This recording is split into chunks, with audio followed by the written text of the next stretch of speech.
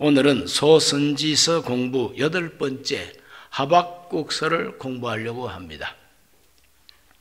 이 하박국서를 공부해 보면은 이 하박국서에 나오는 아주 핵심 요소가 뭐냐면은 이 하박국이라고 하는 이 선지자가 하나님 앞에 정말 힘쓰고 애쓰고 간절하게 땀 흘리며 그 마음 애타하면서 또는 분노하면서 하나님께 왜 이래야 합니까? 어찌하여 이렇습니까? 하는 질문이 나옵니다. 감사하게도 하나님은 하박국의 질문에 대해서 응답을 해 주십니다. 대답을 해 주십니다. 그래서 질문과 대답, 이런 제목으로 오늘 하박국서를 공부하려고 합니다. 이 하박국이라고 하는 이름 뜻은 안아준다, 안아준다, 그리고 씨름한다, 그런 뜻이 있어요. 안아주고 씨름한다는 뜻이 하박국입니다. 그래서 하박국 선지자는 자기 이름 뜻 그대로 살았습니다. 하나님을 안고 살았습니다. 선지자는 하나님을 안고 하나님을 붙들고 살았습니다. 그리고 이 세상 돌아가는 이 모든 모습이 너무나도 불공평하고 또 이상할 때는 하나님을 곱게 안지 않고 꽉 그냥 붙들고 막 하나님께 씨름합니다. 왜 이렇습니까? 어찌하여 이렇습니까? 이렇게 하나님을 안기도 하고 씨름하기도 하는 그런 생애를 살았던 사람이 하박국인 것입니다. 하박국 2장 1절을 한번 읽어보겠습니다. 내가 내 파수하는 곳에 서며 성루에 서리라. 그가 내게 무엇이라 말씀하실는지 기다리고 바라보며 나의 질문에 대하여 어떻게 대답하실는지 보리라 하였더니, 하박국은 곱게 앉아서 될 대로 되라 하고 자포자기하는 그런 인생을 살지 않았습니다. 그는 하나님 앞에 이해할 수 없는 이런 여러 가지 사회 현상에 대해서 어찌하여 이렇습니까? 이것이 정말 하나님 옳습니까? 이게 옳은 겁니까? 하나님 앞에 항변하면서 하나님의 대답을 기다립니다. 나의 질문에 대하여 어떻게 대답하실는지 보리라. 기다리고 기다리며, 그러므로 하박국은 이와 같이 기다리고 기다리는, 씨름하듯이 하나님 앞에 애타게 기다리는 이러한 모습을 우리에게 보여주고 있습니다. 하박국은 이 본서에서 2번 큰 질문을 합니다. 그 2번 큰 질문을 하고 하나님께서 그 질문에 대해서 대답을 해 주시는 그런 이야기가 엮여져 있고, 하나님께 대답을 다 듣고 보니까 더 이상 의심도 없고 더 이상 불평도 없습니다. 그래서 기도가 나옵니다. 하박국의 기도는 하나님 앞에 찬양하는 기도, 하나님을 높이는 기도. 비록 고난과 역경이 겹쳐온다 할지라도 나는 하나님 때문에 기뻐하겠다고 하는 그런 그 기도로서 끝맺음하는 것이 하박국서입니다. 자, 첫 번째 질문을 우리가 이제 먼저 공부해 보겠습니다. 이 첫 번째 질문과 대답이 어떠하냐? 하박국의 그 간절하고 애타는 질문, 1장 2절로 3절을 다 같이 읽습니다. 야훼여, 내가 부르짖어도 주께서 듣지 아니하시니 어느 때까지니까? 내가 강포로 말미암아 외쳐도 주께서 구원하지 아니하시나이다. 어찌하여 내게 죄악을 보게 하시며 패역을 눈으로 보게 하시나이까? 겁탈과 강포가 내 앞에 있고 변론과 분쟁이 일어났나이다. 그랬어요. 어찌하여? 내가 부르짖어도 주께서 듣지 아니하시니 어느 때까지? 어느 때까지 하나님께서 듣지 아니하시겠나이까? 그러나 막 아주 애가 타는 모습이죠. 또 정말 내가 하나님 앞에 부르짖어도 듣지도 아니하시고 내가 외쳐도 구원하지 아니하시나이다. 아무리 외쳐도 하나님이 속히 오셔서 건져주지를 않는다는 거예요. 속히 오셔서 문제를 해결해 주지도 않는다는 거죠. 하나님이 너무 더디다, 하나님이 너무 느리다 이거예요. 이렇게 외치고 이렇게 하나님 앞에 간절히 부르짖는데도 하나님이 움직일 기회가 안 보입니다. 어찌하여 하나님이여 이렇습니까? 내게 죄악을 보게 하십니까? 패역을 눈으로 보게 하십니까? 하나님이 좀 행동이 빨라서 금방 와가지고 구원하시고 금방 와서 문제 해결하면 좋겠는데 이 하나님이 너무 느려 터지신 것 같다 이 말이지. 그러니까 어찌하여 패역을 눈으로 보게 하십니까? 죄악을 내 눈으로 보게 하십니까? 겁탈과 강포. 겁탈이 뭡니까? 강제적으로 빼앗는 것이 겁탈입니다. 강포가 뭡니까? 자기 권력과 힘을 가지고 상대방을 때리고 윽박지르고 폭력을 행사하는 거죠. 강포는 폭력이요, 겁탈은 자기의 권세와 모든 걸 가지고 상대방을 꼼짝 못하게 하고 빼앗는 게 겁탈입니다. 변론과 분쟁이 일어났나이다. 온 세상이 변론과 분쟁이요, 시끌벅적합니다. 평화가 없어요. 많은 사람들이 서로가 변론하고 그리고 싸우고 분쟁이 일어났습니다. 4절을 다 같이 읽어봅니다. 이러므로 율법이 해이하고 정의가 전혀 시행되지 못하오니 이는 악인이 의인을 에워쌌으므로 정의가 굽게 행하여 짐이니이다. 율법이 해이해졌다. 여러분, 해이하다는 것은 느슨해져 버렸다는 거예요. 조금 더 단단하게 매면 좋겠는데 율법이 느슨해서, 여러분, 그물이 느슨하면은 고기가 잡히질 않습니다. 눈 밝은 고기가 그물 사이로 슬슬 지 마음대로 지나다니죠. 느슨하면. 경찰력이 느슨해지면은 도둑이 판을 칩니다. 그냥. 이 느슨해지고 해이하다는 것은 경각심도 없고 조심성도 없고 뭔가 자기의 의무를 제대로 감당하지도 않는다는 거죠. 율법이 아예 그냥 풀어져 버렸다는 거죠. 율법이 해이해짐으로 정의가 시행되지 못한다. 정의가 시행되지 못한다. 율법의 근본은 정의입니다. 율법의 근본은 정의, 하나님의 정의입니다. 그런데 율법이 느슨해지고 풀어져 버리니까 하나님의 정의가 시행되지 못합니다. 오히려 악인이 의인을 에워쌌으므로 정의가 굽게 행하여 짐이니이다. 악인들이 의인들을 짓누르고 악인의 영향력이 더 커지니까 의인들이 꼼짝 못합니다. 정의가 굽게 행하여 집니다. 정의가 굽어져 버렸다 이 말은 정의도 아니다는 거죠. 휘어진 화살은 아무리 쏘아도 엉뚱한 데로 가버립니다. 화살은 직선으로 똑바르게 만들어져야만이 바로 날아가지 않습니까? 그런데 이 화살이 굽은 화살이 되면은 엉뚱한 데로 가버리고 마는 거죠. 하나님의 율법이 해이해지니까 정의가 굽게 행하여지고 악인이 득세해가지고 의인을 짓누르고 그래서 겁탈하고 강포를 행하고 빼앗아가고 억울하게 만들고 눈물 흘리는 사람을 많이 만들고, 이것이 그 당시에 유다 왕국의 사회 현상, 유다 왕국의 말기 현상이 바로 이러한 모습이었다는 겁니다. 이것 때문에 하나님 앞에서 애가 탑니다. 하나님 어찌하여 이렇습니까? 왜 이와 같은 불의와 패역을 내 눈으로 봐야만 합니까? 하나님은 의로운 하나님인데, 유다 왕국은 하나님이 세운 나라요, 하나님의 율법이 이 나라 헌법인데 어찌하여 하나님의 헌법이, 하나님의 율법이 해이해져 버리고 시행되지 못하고 있습니까? 하나님,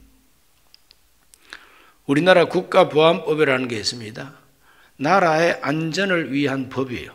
그래서 간첩을 잡아내는 법이에요. 대한민국의 정체성을 해코지 하는 세력을 막아내자고 하는 법이고, 또 우리나라 이 기술, 군사 비밀 이런 것들을 잘 보호하고 외부에 알려지지 못하도록 방어하는 법이 국가보안법이죠. 그런데 이 국가보안법이 해이해져 버리면은 간첩이 제 집 드나들지 드나들. 우리나라 유명한 이 모든 기업 비밀이 그냥 돈 받고 그냥 팔아버리는 거죠. 정말 아주 무서운 일입니다. 그러므로 법이 해이해지면 나라가 망해요. 법이 해이해지면 나라가 망하는 거죠. 오늘 우리들은 이와 같이 하나님의 법이 해이해지고 하나님의 법이 행하여지지 않을 때에 이것을 가지고 하나님 앞에 탄식하면서 항변하고 부르짖는 이런 의인들이 많아야 되는데 될 대로 돼버려라 하고 자포자기하고 굿이나 보고 떡이나 먹자 하는 이런 태도. 굿이나 보고 떡이나 먹자, 그건 돈 주니까 좋아하는 거죠. 공짜 돈 주니까 세상에 이런 일이 아들보다 낫다. 그게 바로 굿 보고 떡 먹는 심보라는 거죠. 무슨 굿입니까? 나라 망치는 굿을 보고 떡 먹는 게 좋아가지고 굿판에서. 이와 같은 태도는 비겁한 태도요. 도무지 국민의 자격이 없는 인간들이죠. 제대로 된 국민이라면 불의를 보고 불법을 보고 겁탈을 보고 강포를 보고 나라의 법의 기강이 해이해지는 걸 보고 가만히 있을 수가 없어서 하나님 앞에 기도하고, 그리고 권력가들이나 강포를 행하는 사람들을 향하여 그 당신 잘못된 것이라고 말할 수 있어야 그것이 바로 제대로 된 살아있는 사회요, 살아있는 국가라 할 수 있습니다. 근데 아무리 잘못해도 그거 잘못됐다고 말도 못하고 입을 꾹 다물고 떡만 냉큼냉큼 받아먹고 떡 주니까 좋다고 박수치고, 이게 이제 바로 나라가 망할 수밖에 없는 징조라 이 말이죠. 그러므로 구약의 이 선지자들이 내놓는 이 예언의 말씀은 오늘 우리 이 시대를 잘 반영하고 이 시대를 사는 우리에게 어떤 태도를 가져야 바른 태도인가 하는 진리를 가르쳐주는 것이 성경입니다. 그렇다고 인정하지 못할 사람도 있습니다. 그러나 성경이 말하는 것을 솔직하고 정직하게 공부를 하면 그렇다 말이죠. 4.19 데모 때에 학생들이 다쳐서 병원에 입원해 있을 때 이승만 초대 대통령이 병원에 신방 갔습니다. 병원을 찾아가서 그 학생들을 보고 눈물을 흘리면서 장하다. 젊은이들이 불의를 보고 일어서지 아니한다면 그 나라는 죽은 나라지. 장하다고 칭찬을 했습니다. 그리고 내가 하야하면, 내가 대통령직에서 물러나면 모든 문제가 해결되겠지 하고 깨끗하게 물러나 버렸습니다. 이와 같은 것이 바로 민주주의의 대통령인 것입니다. 오늘 우리들은 이와 같은 정신으로 세워진 나라를 살고 있다는 것입니다. 하나님 앞에서 강포를 보고 죄악을 보고 폐역을 보고 겁탈을 보고 온 나라가 시끄럽고 분쟁하는, 정의가 시행되지 못하는, 악인이 득세하는 이와 같은 것을 보고 가만히 있기만 하면 안 된다는 것을 하박국서가 우리에게 보여주고 있습니다. 유다 왕국 말기가 바로 그랬습니다. 이럴 때에 하나님이 어떻게 대답을 하셨느냐? 하나님의 대답을 읽어봅니다. 먼저 1장 5절입니다. 야훼께서 이르시되 너희는 여러 나라를 보고 또 보고 놀라고 또 놀랄지어다. 너희 생전에 내가 한 가지 일을 행할 것이라. 누가 너희에게 말할지라도 너희가 믿지 아니하리라. 이러한 일이 일어난다고 말을 해도 에이구 설마 하고 믿지 못할 일이 있다는 겁니다. 나라를 보고 여러 나라를 보고 또 보고 놀라고 또 놀랄지어다 그랬어요. 너희 생전에 내가 한 가지 일을 행할 것이라. 하나님이 행하실 한 가지 일, 하나님이 계획하고 있는 한 가지 일이 있다는 거예요. 그러면 하나님이 행하시고자 하는 그 일, 사람들이 듣고 보고 놀라고 또 놀랄 만한 일이 무엇이냐? 그게 6절에서 8절까지 기록되어 있습니다. 다 같이 읽어봅니다.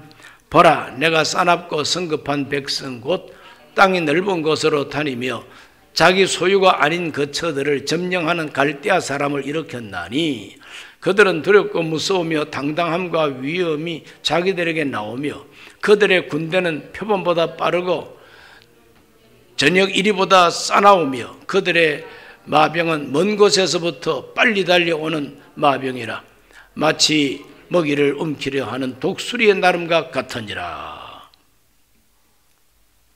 먹이를 옮기러 오는 독수리같이 확 덮쳐오는 것이죠. 땅에서 다가오는 짐승도 무섭지만 공중에서 나도 보지 못하는 가운데 덮쳐오는 독수리의 공격은 더 무서운 것이죠. 그 이와 같이 공격하고 온 나라의 백성들을 뒤엎을 그런 갈대아 사람을 하나님이 일으킨다 그랬어요.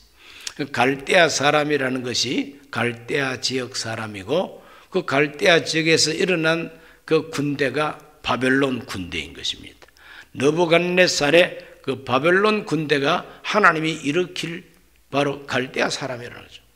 그 사람들은 곱게 일어나서 관광 여행 다니는 것이 아니고 무섭게 빠르고 강한 군대가 돼가지고 짚부수고 많은 나라들을 짓밟고 표범보다도 빠르고 이리보다 싸납고 먼 곳에서 빨리 달려오는 마병으로서 먹이를 움키려 하는 독수리 나란과 같이 빨리 온다는 겁니다.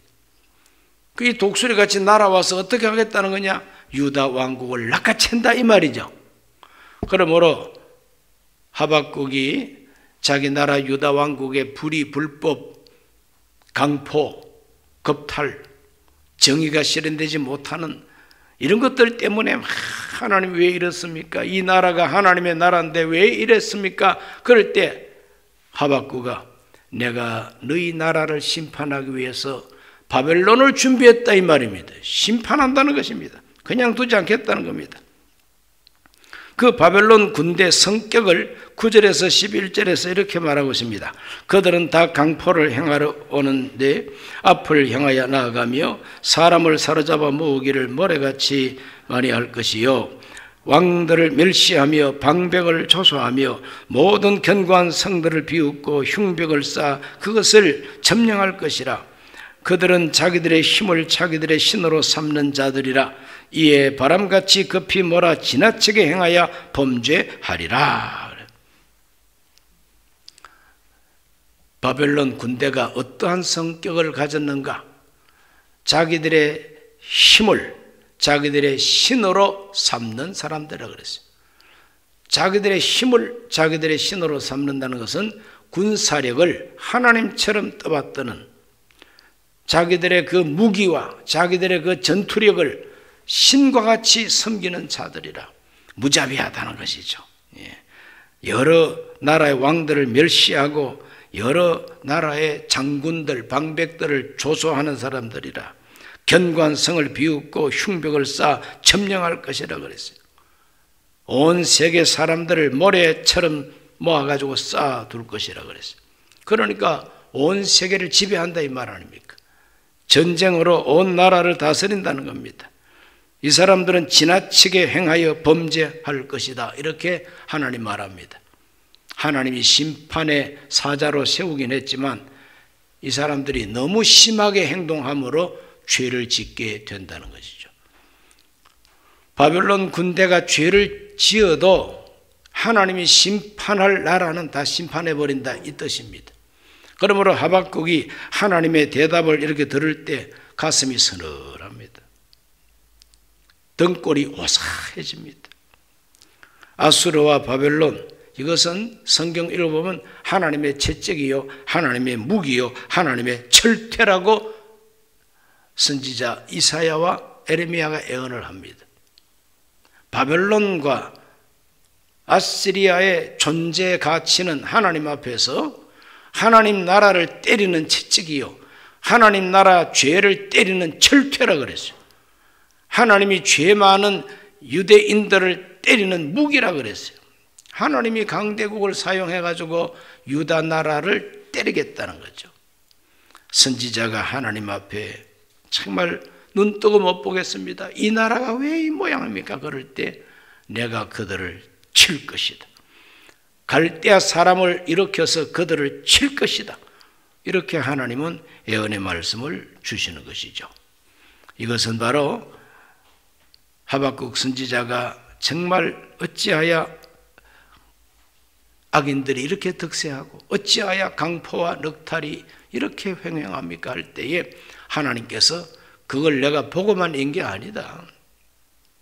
내가 보고만 있는 것이 아니다. 너의 기도에 대해서 내가 응답이 너무 느려터진 게 아니다. 내가 정한 시간이 있다. 그때가 되면 반드시 내가 그들을 심판한다는 것을 선지자에게 가르쳐 주었습니다. 그러니까 하나님의 응답, 하나님의 대답을 받았어요. 하나님 대답을 받고 보니까 야, 이거 해도 너무한 거 아니냐. 선지자 하박국이 알고 이해하는 하나님의 심판이라고 하는 것은 경계의 목적이 있다. 12절에 이런 말씀이 있어요. 선지자가 이르되 야훼 나의 하나님 나의 거룩한 이시여 주께서 만세 전부터 계시지 아니하시나이까. 우리가 사망에 이르지 아니하리이다. 야훼여 주께서 심판하기 위하여 그들을 세우셨나이다. 반석이시여 주께서 경계하기 위하여 그들을 세우셨나이다. 심판하고 경계하기 위해서 갈대아 사람을 세운 줄로 압니다.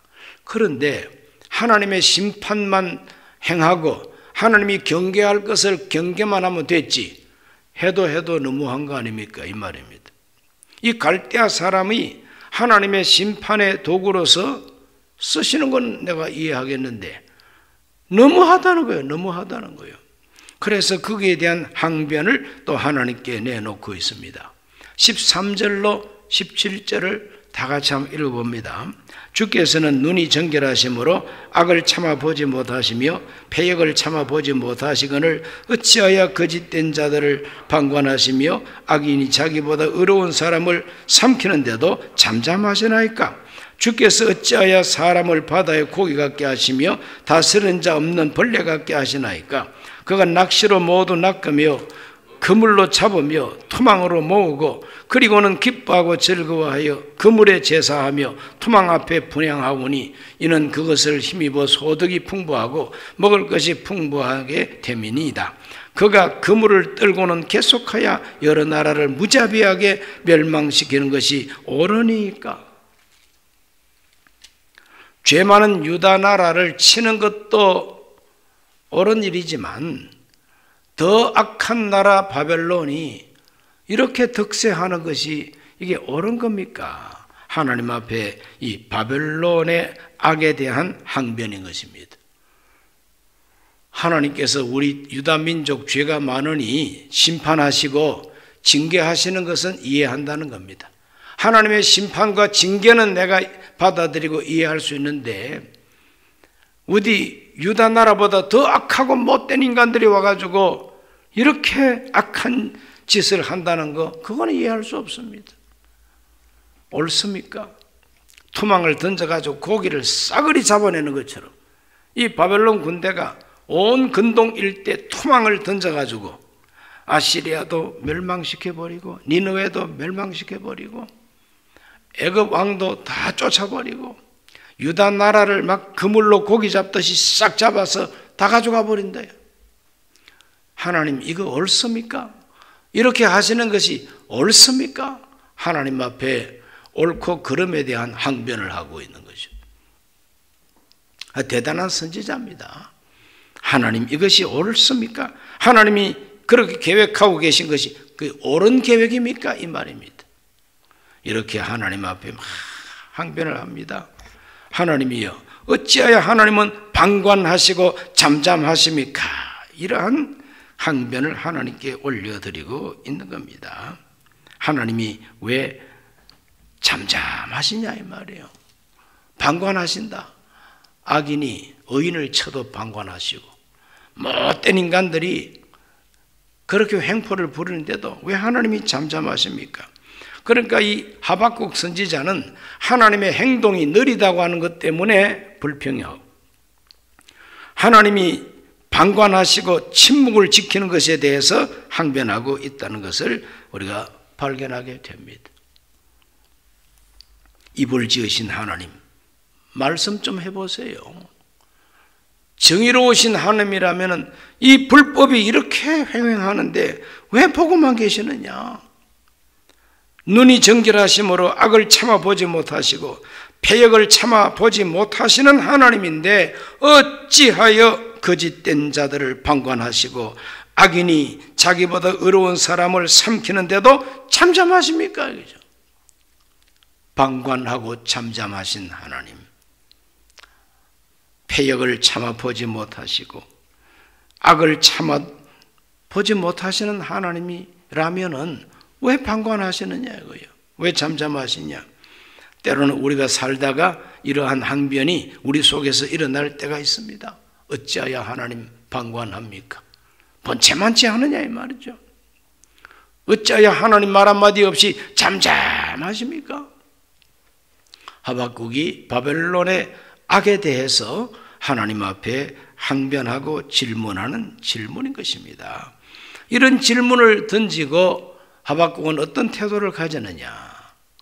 하나님이 행동이 느리시고 잠잠하고 방관하신다고 그래 생각하고 에라 나도 간두겠습니다.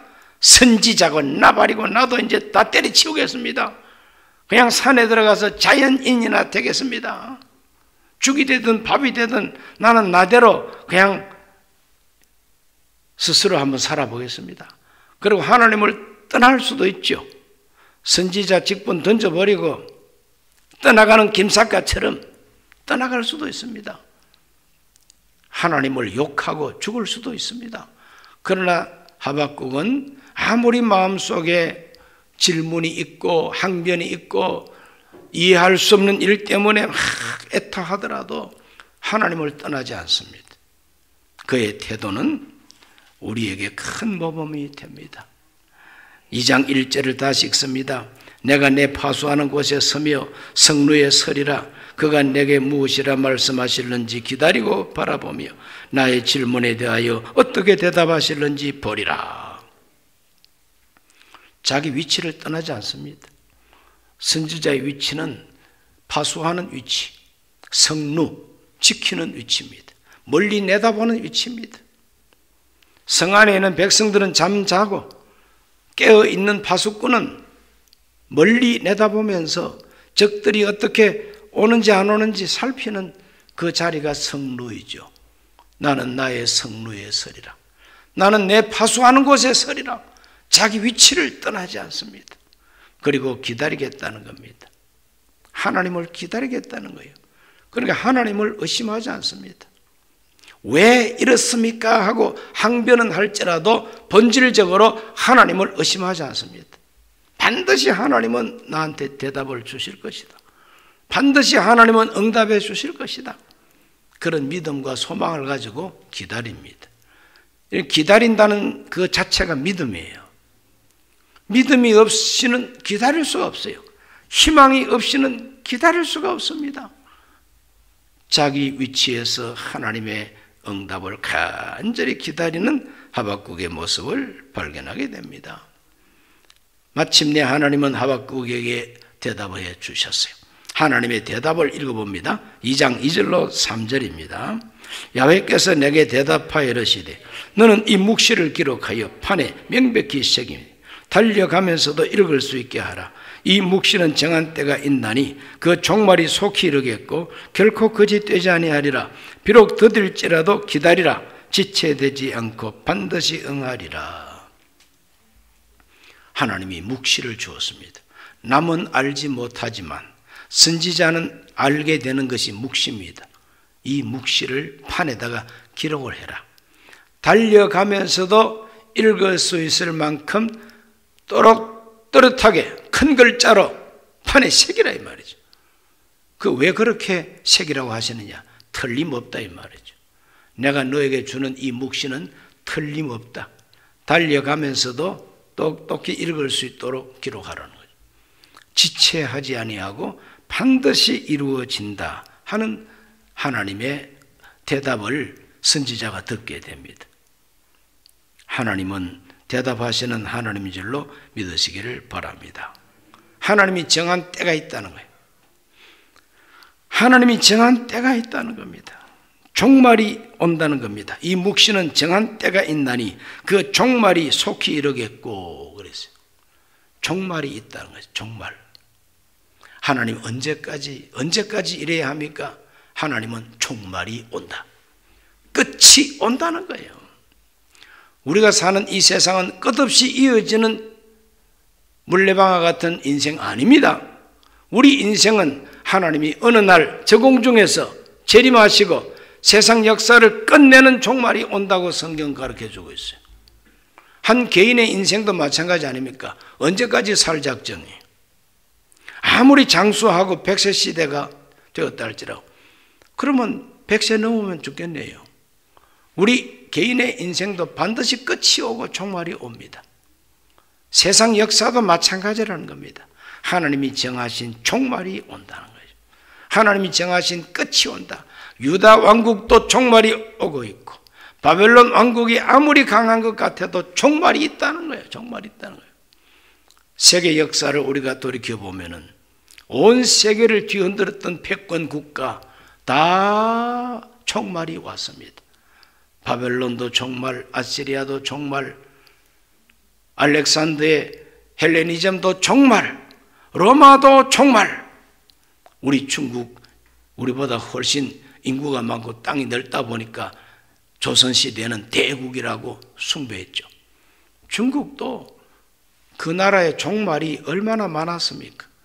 우리 한국에 있는 왕국들보다 중국에 있는 왕국들이 수명이 짧았어요.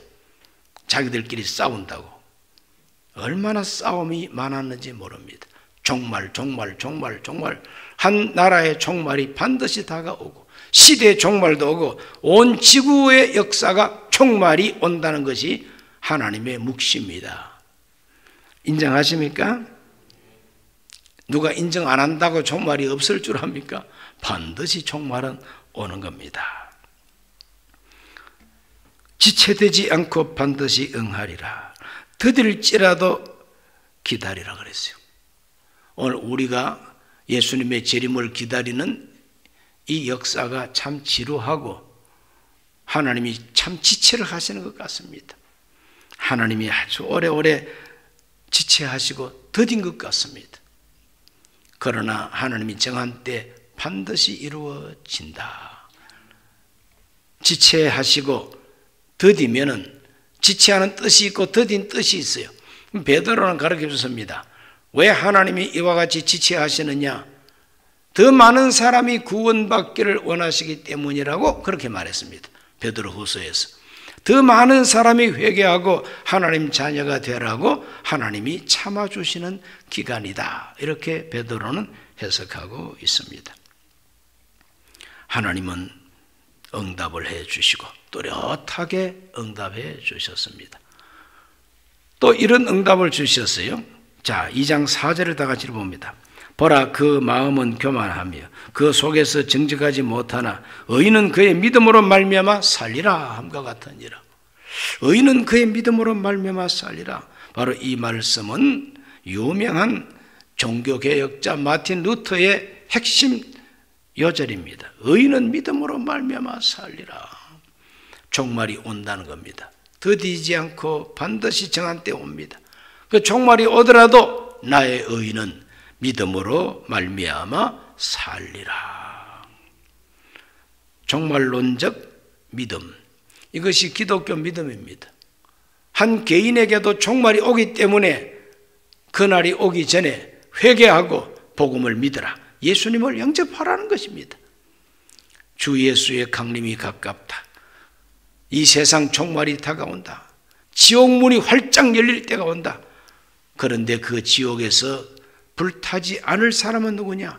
믿음으로 말미암아 구원을 받는다. 오늘 저와 여러분 이 세상을 살면서 악이 득세하고 형통한 걸 보고 너무 속상해하지 마시기를 바랍니다. 하나님은 정한 때, 종말의 때에 그들을 싹 다 불태우고 도말한다고 성경은 말하고 있습니다. 시편 기자도 한때 하나님 앞에서 참 낙심했습니다. 시편 73편 12절로 14절을 읽어봅니다. 볼지어다 이들은 악인들이라도 항상 평안하고 재물은 더욱 불어나도다. 내가 내 마음을 깨끗하게 하며 내 손을 씻어 무죄하다 한 것이 실로 헛되도다. 나는 종일 재난을 당하며 아침마다 징벌을 받았도다. 이게 무슨 뜻입니까? 악인들이 평안하고 악인들이 더 부자가 되고 그 사람들은 항상 평안하다는 겁니다. 아니, 저 못된 인간들이 부자가 되고 저 못된 인간들은 늘 평안하게 잘 산다는 거예요. 나는 이게 뭐냐? 나는 말씀 지킨다고 내 손을 씻고 내 마음을 깨끗하게 하고 죄 용서받기 위해서 하나님께 제사 드리고 내 신앙생활이 헛되도다, 이거 아닙니까? 내 신앙생활이 이렇게 헛될 수가 있느냐? 말씀 순종하는 생활이 이렇게 헛되다는 겁니다. 하나님도 없고 불신앙 악인들은 저렇게 평안하고 부자되고 잘 산다는 거예요. 그것 때문에 낙심하는 거죠. 그것 때문에. 그러나 16절과 17절 읽어보면 내가 어쩌면 이를 알까 하여 생각한 적 그것이 내게 심한 고통이 되었더니 하나님의 성소에 들어갈 때야 그들의 종말을 내가 깨달았나이다. 그랬어요. 아무리 그렇게 번들번들 잘 사는 것 같아도 종말이 온다는 거예요. 심판이 온다는 겁니다. 하나님이 그들을 가만 버려두지 않는다는 겁니다. 하나님의 성소에 들어가니까 깨달아졌다, 이거 아닙니까? 그러므로 오늘 우리 크리스찬들은 세상에 아무리 시끄럽고 이상해도 하나님의 성전에서 기도하고 성전에서 말씀 묵상하면 하나님이 알게 해주셔요. 그것 때문에 우리는 평안을 얻게 된다는 것입니다. 하박국이 바로 그렇게 응답을 받게 된 것이죠.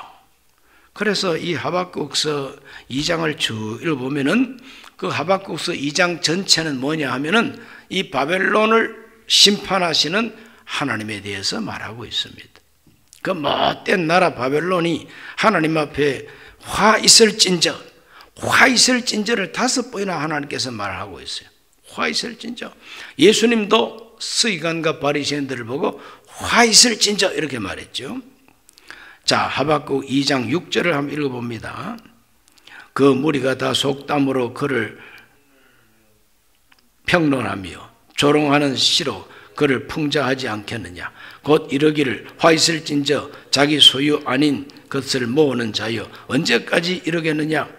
불로 잡은 것으로 무겁게 짐진 자여 볼모 잡은 것으로 짐진 자여. 이 말은 자기 것도 아닌데 잔뜩 끌어 모아가지고 수많은 사람을 볼모로 포로로 잡아있는 이 나라에게 화가 있을진저. 하나님은 자기 것을 자기 것도 아닌데 긁어 모은 자들은 화 있을진저 이렇게 말씀하고 있습니다. 2장 9절도 한번 읽어봅니다. 재앙을 피하기 위하여 높은 데 깃들이며 자기 집을 위하여 부당한 이익을 취하는 자에게 화 있을진저. 부당한 이익을 취하는 자에게 화가 있을진저. 부당한 이익. 오늘도 이 부당한 이익을 취하는 자가 얼마나 많습니까? 부당한 이익을 취하는 자에게 화가 있을진저. 세 번째 12절도 읽어봅니다. 피로 성읍을 건설하며 불의로 성을 건축하는 자에게 화 있을진저. 피를 너무 흘린 사람에게 화가 있다는 겁니다. 피를 흘린 자. 15절을 읽어봅니다. 이웃에게 술을 마시게 하며 자기의 분노를 더하여 그에게 취하게 하고 그 하체를 드러내려 하는 자에게 화 있을진저. 다른 사람을 부끄럽게 하는 자, 남을 모욕하는 자, 화 있을진저 그랬습니다. 그 다음에 19절입니다. 나무에게 깨라 하며 말하지 못하는 돌에게 일어나라 하는 자에게 화 있을진저. 그것이 교훈을 베풀겠느냐? 보라, 이는 금과 은으로 입힌 것인즉 그 속에는 생기가 도무지 없느니라. 우상숭배자들한테 화가 있다는 거예요. 아무 생기도 없는 이 우상들을 깨우는 이 우상들 앞에 분향하고 제사하는 자들 화가 있을 것이다. 이렇게 5번이나 화가 있을진저. 누가? 바벨론이 화를 당한다는 겁니다. 하박국은 이와 같이 하나님께서 악한 바벨론을 이런 식으로 하나님께서 화를 내릴 것을 말씀하시니까 속이 양 10년 묵은 체정이 양 확 내려가 버렸습니다. 이것이 응답받은 선지자의 마음이에요. 안 그렇게 했습니까? 우리 유다 왕국이 아무리 죄가 많기로서니 더 악하고 더 못된 인간들이 우리를 지배하는 거 이거 참을 수가 없다는 거예요. 그런데 하나님이 그래도 참으라. 그 녀석들도 종말을 맞이한다. 내가 가만둘 줄 아느냐? 화가 있을 것이다. 이렇게 2장 전체는 바벨론에게 하나님이 화를 내릴 것을 대답하십니다. 그러니 하박국 선지자 속에 막 부글부글 끓던 그 화가 다 풀어지는 거죠. 하나님이 응답받고 나니까 속이 시원해지는 겁니다. 저와 여러분도 하나님께 답답한 마음 기도하고 속이 확 뚫리도록 응답받으시기를 주 이름으로 축원합니다. 이제 세 번째로 보면은 이 속이 이제 확 풀어진 하박국이 하나님께 기도하는 기도가 나옵니다. 3장 전체가 기도입니다. 이 3장에 나오는 이 전체 기도는 핵심이 뭐냐면은 하나님을 찬양하고 하나님께 영광을 돌리고 하나님께 박수를 올리는 기도가 3장의 기도예요. 우리 하나님께서는 심판하시는 하나님으로 임하실 것이다. 3장 1, 2절 읽어봅니다. 시기 오롯에 맞춘 선지자 하박국의 기도라. 야훼여, 내가 주께 대한 소문을 듣고 놀랐나이다. 야훼여, 주는 주의 일을 이 수년 내에 부응하게 하옵소서. 이 수년 내에 나타내시옵소서. 진노 중에라도 긍휼을 잊지 마옵소서. 하박국의 기도가 이제 확 달라졌죠. 어찌하여라는 말은 이제 한마디도 없습니다. 하나님은 심판하러 오시는 하나님. 내가 주께 대한 소문을 듣고 놀랐나이다. 주께 대한 소문이 뭡니까? 하나님이 대답하신 묵시입니다. 하나님의 계시, 하나님의 묵시가 하나님께 대한 소문이에요. 그걸 듣고 나니까 얼마나 놀라운지 깜짝 놀랐다. 경이롭게 정말 경외심으로 놀랐다는 말입니다. 야, 하나님 멋집니다. 하나님. 그러므로 주는 주의 일을 이 수년 내에 부응하게 하옵소서. 하나님이 하시고자 하시는 그 일을 수년 내에 부응케 해달라고 하나님께 기도하기를 시작합니다. 그래서 3절에는 세계 가득한 하나님의 영광을 찬송합니다. 하나님이 대만에서부터 오시며 거룩한 자가 바란산에서부터 오시는도다. 그의 영광이 하늘을 덮었고 그의 찬송이 세계 가득하도다. 이스라엘을 구원하러 오시는 하나님, 바벨론을 심판하러 오시는 하나님, 그 영광이 온 세계에 가득하다. 5절을 다 같이 읽어봅니다. 역병이 그 앞에서 행하며 불덩이가 그 발밑에서 나오는도다. 이 바벨론을 짓밟는 하나님, 바벨론의 역병이 양창궐할 것이라는 거죠. 하나님의 발밑에서 막 불이 나온다, 이 말은 불태운다는 거예요. 역병으로 하나님께서 죽이고 불로 태운다는 거예요. 이것이 바로 하나님이 하실 일이다 이거죠. 하나님 그 일을 어서속히 하시옵소서. 8절을 봅니다. 야훼여, 주께서 말을 타시며 구원의 병거를 모시오니 강들을 분이 여기심이니까, 강들을 노여워하심이니까, 바다를 향하여 성내심이니까 그랬어요. 하나님께서는 말을 타시고 병거를 몰고 오신다는 거죠. 마치 말 타고 전차 타고 오는 용사와도 같은 하나님이라는 거죠. 그런 하나님을 연상하면서 찬양하는 기도가 바로 하박국의 기도인 것입니다. 13절에서 15절을 한번 읽어봅니다. 주께서 주의 백성을 구원하시려고 기름 부음 받은 자를 구원하시려고 나오사 악인의 집에 머리를 치시며 그 기초를 바닥까지 드러내셨나이다. 그들이 회오리 바람처럼 이르러 나를 흩으려 하며 가만히 가난한 자 삼키기를 즐거워하나 오직 주께서 그들의 전사의 머리를 그들의 창으로 찌르셨나이다.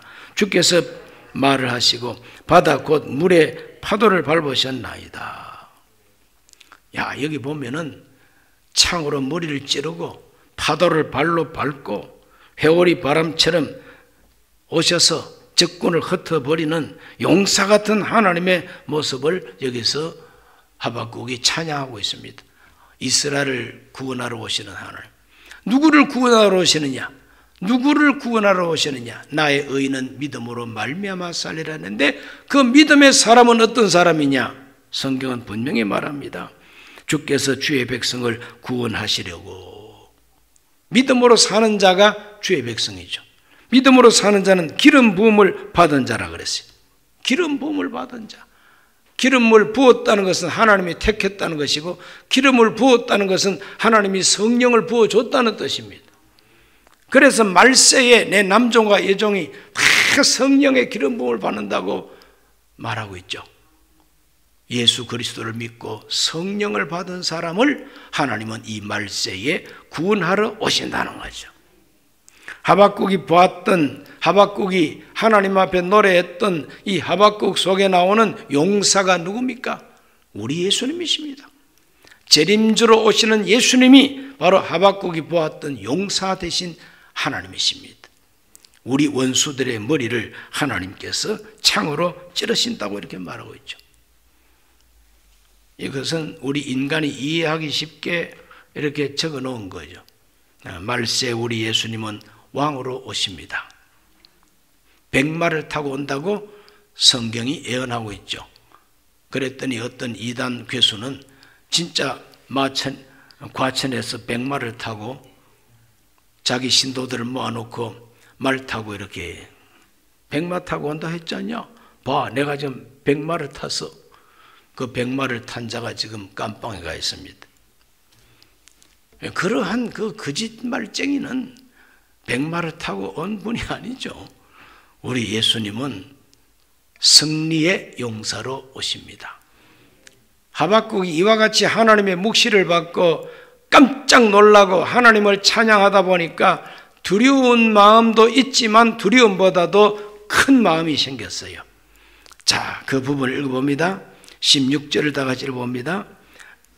내가 들었으므로 내 창자가 흔들렸고 그 목소리로 말미암아 내 입술이 떨렸도다. 무리가 무리를 치러 올라오는 환난 날을 내가 기다림으로 썩이는 것이 내 뼈에 들어왔으며 내 몸은 내 성소에서 떨리는도다. 인간이니까 바벨론이 유다 왕국을 치러 오는 소리를 영적인 귀로 듣고 떨고 있다는 겁니다.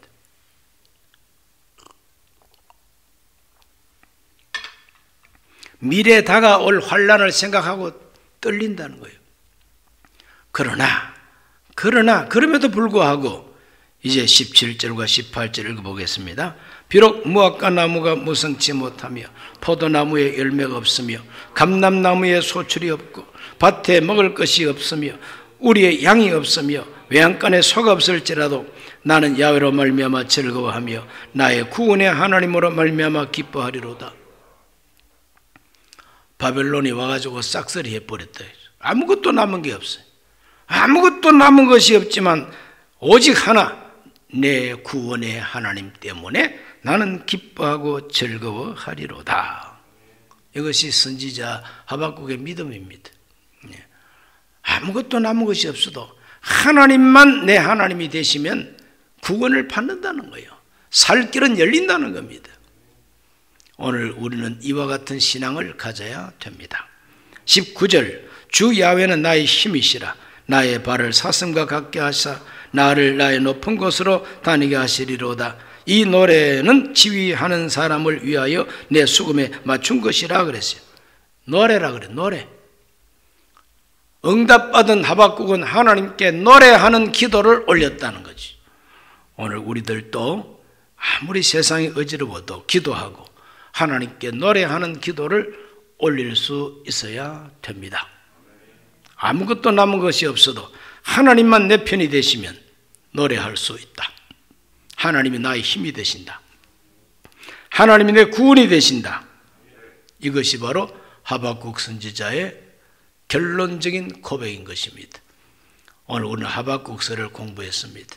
이 하박국처럼 하나님께 불타는 마음으로 질문도 하고 열정적으로 기다리고 응답을 받고 응답받은 결과 그 속에서 노래가 솟아나기를 주의 이름으로 축원합니다. 기도하겠습니다. 살아계신 하나님, 오늘 하나님 앞에 나와 기도하는 우리 모든 성도들의 기도를 하박국에게 대답하여 주시옵소서. 우리가 이해할 수 없는 일들이 우리 속에 일어나고 있습니다.